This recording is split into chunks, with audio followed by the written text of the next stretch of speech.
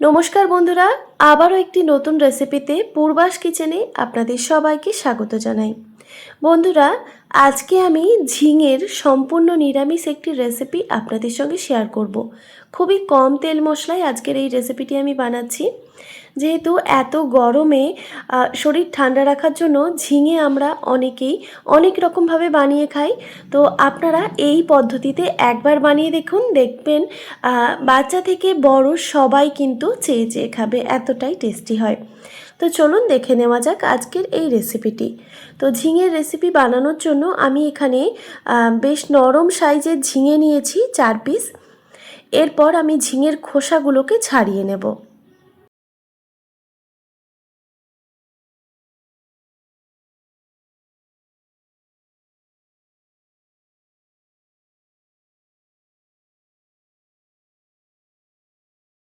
তো দেখুন বন্ধুরা, আমি কিন্তু ঝিঙের খোসাগুলোকে খুব ভালোভাবে ছাড়িয়ে নিয়েছি। এবার আমি এই ঝিঙের আগা আর গোড়াটা কেটে বাদ দিয়ে দিলাম। তারপর দেখুন এইভাবে আমি 4 টুকরো করে কেটে নিচ্ছি। কিভাবে কাটছি একটু লক্ষ্য করুন, তাহলেই বুঝতে পারবেন। আর আমি কিন্তু এইভাবেই কেটে নিচ্ছি, আপনারা চাইলে কিন্তু আপনাদের পছন্দ মতো শেপে কেটে নিতে পারেন। তো যেই ঝিঙেটা একটু বড় সাইজের ছিল সেটা আমি 5 টুকরো করে নিলাম। তো এইভাবে কেটে নেওয়ার পর দেখুন এই টুকরোগুলোকেই দুভাগ করে নিচ্ছি। ঠিক এইভাবেই কেটে নিতে হবে। ঝিঙে যেহেতু খুবই নরম সবজি, তাই একটু বড় সাইজেই আমি কেটে নিচ্ছি, কারণ খুব তাড়াতাড়ি সেদ্ধ হয়ে যায়। এবার এইভাবেই আমি সবগুলোকেই কেটে নেব।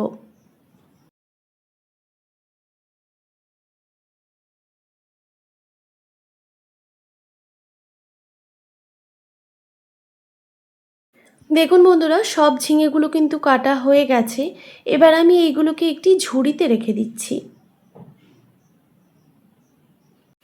এবার এই ঝিঙেগুলোকে খুব ভালোভাবে 2 থেকে 3 বার জল পাল্টে পরিষ্কার করে ধুয়ে নিতে হবে। তারপর দেখুন এই রেসিপিতে আমি আলুও ব্যবহার করব, সেই জন্য আমি দুটো মিডিয়াম সাইজের আলু নিয়েছি। আলুর খোসাগুলোকেও ছাড়িয়ে নিচ্ছি। বন্ধুরা, এই রেসিপিটা কিন্তু খুবই কম তেল মশলায় হয়ে যায়। আর এই গরমে কিন্তু খুব বেশি তেল মশলা দিয়ে রান্না একদমই ভালো লাগে না। তো আপনারা কিন্তু এই গরমে এই রেসিপিটা বানিয়ে নিতে পারেন। বাচ্চা থেকে বড় সবাই কিন্তু এই রেসিপিটা খুবই পছন্দ করবে। যারা ঝিঙে খায় না তারাও কিন্তু এই রেসিপিটা খুবই পছন্দ করবে, এতটাই টেস্টি হয়। আর দেখুন বন্ধুরা, আমি আলুগুলোকে ঠিক এইভাবে কেটে নিচ্ছি। তবে আপনারা চাইলে আপনাদের পছন্দ মতো শেপে কেটে নেবেন। আর দেখুন এখানে আমি 1 বাটি পরিমাণে মুসুরের ডাল প্রায় আধ ঘন্টা মতো ভিজিয়ে রেখেছিলাম। এবার আমি ডালটা খুব ভালোভাবে পরিষ্কার করে ধুয়ে নিয়ে এবার একটি মিক্সিং জারে ডালটা দিয়ে দিচ্ছি।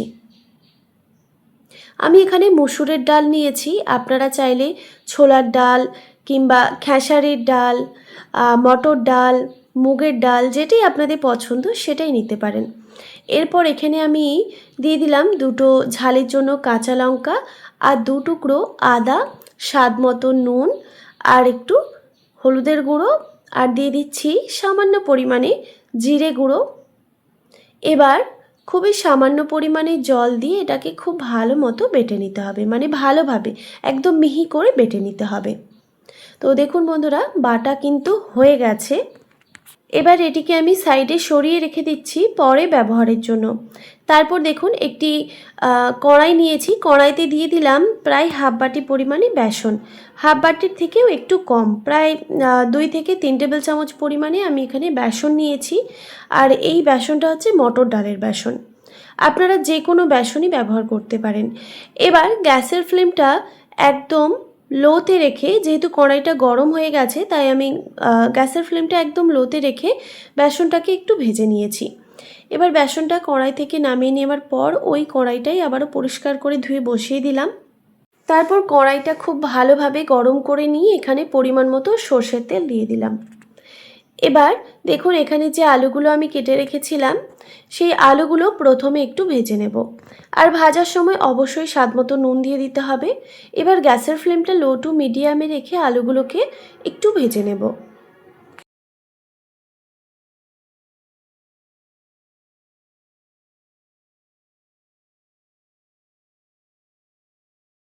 দেখুন আলুগুলো কিন্তু খুব ভালোভাবে ভাজা হয়ে গেছে।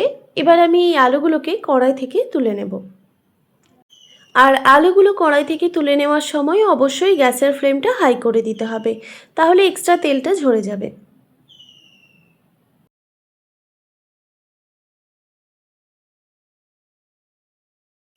আলুগুলো সব তুলে নেওয়ার পর ওই তেলের মধ্যেই দেখুন এবার আমি এই মসুরের ডালের বড়াগুলোকে ভেজে নেব। তো ডালটাকে যখন আমি ভাজবো মানে বড়াগুলো, তখন একটু ফেটিয়ে নিতে হবে যাতে বড়াগুলো একদম সফট হয়। তো দেখুন এইরকম আমি হাতের সাহায্যে এরকম ছোট্ট ছোট্ট করে এই তেলের মধ্যে বড়াগুলোকে দিয়ে দিচ্ছি। এবার গ্যাসের ফ্লেমটা লো টু মিডিয়ামে রেখে বড়াগুলোকে ভেজে নিতে হবে। তো বন্ধুরা, বড়াগুলো যখন এক সাইডটা ভাজা হয়ে যাবে তখন আরেক সাইডটাও খুব ভালোভাবে ভেজে নিতে হবে উল্টে পাল্টে।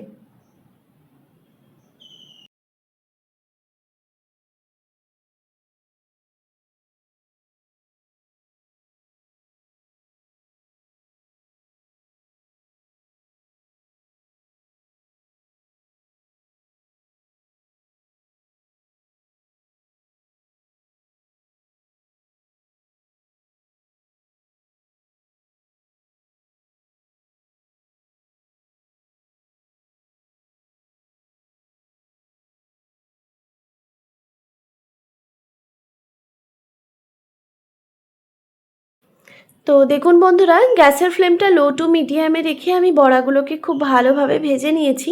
এর থেকে বেশি ভাজবো না, মানে খুব কড়া করে ভাজা যাবে না, তাহলে দেখবেন রান্নাতে দিলে শক্ত হয়ে যাবে।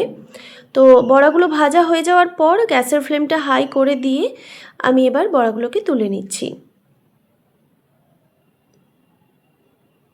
তারপর ওই তেলের মধ্যে দিয়ে দিচ্ছি সামান্য পরিমাণে কালো জিরে, আর দিয়ে দিচ্ছি দুটো তেজপাতা। এবার এই ফোড়নটাকে খুব ভালোভাবে ভেজে নিতে হবে। এরপর এখানে আমি দিয়ে দিলাম একটা গোটা শুকনো লঙ্কা। এবার এই ফোড়ন থেকে যখন একটা মিষ্টি গন্ধ বের হবে তখন দিয়ে দিতে হবে কেটে রাখা ঝিঙেগুলো। ঝিঙেগুলো দেওয়ার পর প্রায় 2 থেকে 3 মিনিট মতো গ্যাসের ফ্লেমটা মিডিয়ামে রেখে একটু ভেজে নেব।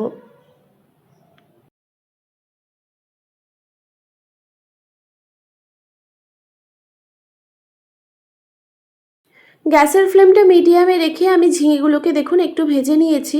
এবার এখানে আমি দিয়ে দিচ্ছি স্বাদ মতো নুন, আর দিয়ে দিচ্ছি পরিমাণ মতো হলুদের গুঁড়ো। বন্ধুরা, ঝিঙেগুলো কিন্তু ভাজার সময় নুনটা ব্যবহার করবেন না, তাহলে দেখবেন ঝিঙের মধ্যে যে জলটা থাকে সেই জলটা কিন্তু ছাড়তে শুরু করবে। তাই অবশ্যই ঝিঙেগুলো একটু ভেজে নেওয়ার পর নুনটা ব্যবহার করবেন। তো নুন হলুদ দেওয়ার পর খুব ভালোভাবে নাড়াচাড়া করে দিয়েছি। এবার দেখুন এখানে আমি এক টুকরো আদা নিয়েছি। আদাটাকে এইভাবে আমি একটা গ্রেটারের সাহায্যে গ্রেট করে দিচ্ছি। আপনারা চাইলে কিন্তু এখানে আদা বাটাও ব্যবহার করতে পারেন।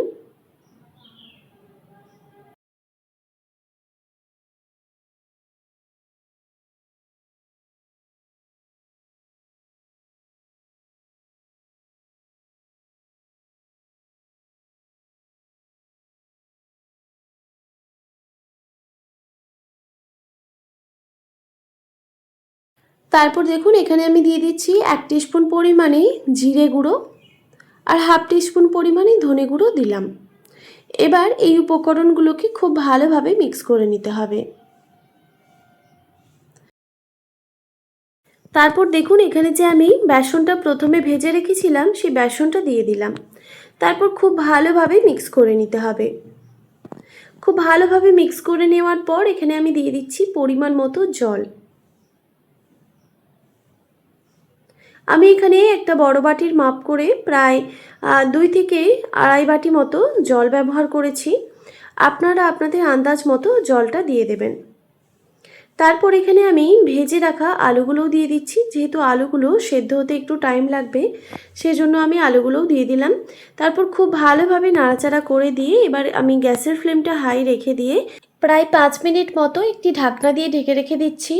আর বাকি 5 থেকে 7 মিনিট মতো আমি গ্যাসের ফ্লেমটা লোতে রেখে এটাকে রান্না করে নিয়েছি। মানে প্রথম 5 মিনিট গ্যাসের ফ্লেমটা হাই থাকবে, মানে এই ঝোলটা যখন ফুটে যাবে তখন গ্যাসের ফ্লেমটা একদম লোতে রেখে দিয়ে আরও 5 থেকে 7 মিনিট মতো ঢাকা দিয়ে এটিকে আমি রান্না করে নিয়েছি।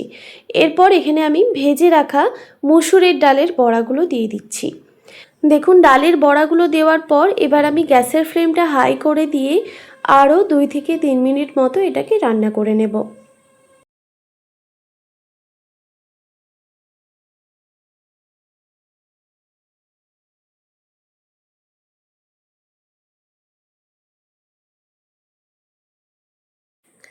বড়াগুলো দেওয়ার পর গ্যাসের ফ্লেমটা হাই রেখে আরও 2 থেকে 3 মিনিট মতো আমি রান্না করে নিয়েছি। দেখুন বন্ধুরা, আমাদের রেসিপি কিন্তু একদম রেডি হয়ে গেছে। সম্পূর্ণ নিরামিষ পদ্ধতিতে আজকের এই রেসিপি আপনাদের কেমন লাগলো অবশ্যই একটি কমেন্ট করে জানাবেন। তো দেখুন এবার আমি গ্যাসের ফ্লেমটা অফ করে এবার এটিকে পরিবেশন করে নেব। তো আশা করি আজকের এই সহজ সরল রেসিপিটি আপনাদের ভালো লেগেছে। ভালো লেগে থাকলে অবশ্যই একটি like, comment, share and subscribe করে দেবেন। আর পাশে থাকা বেল আইকনটিও প্রেস করে দেবেন। তাহলে নিত্য নতুন রান্নার ভিডিওগুলি আপনাদের কাছে পৌঁছবে। ভালো থাকবেন, সুস্থ থাকবেন। দেখা হচ্ছে নতুন কোনো রেসিপি নিয়ে। আর এতক্ষণ আমার সঙ্গে থাকার জন্য আপনাদের সবাইকে অনেক ধন্যবাদ।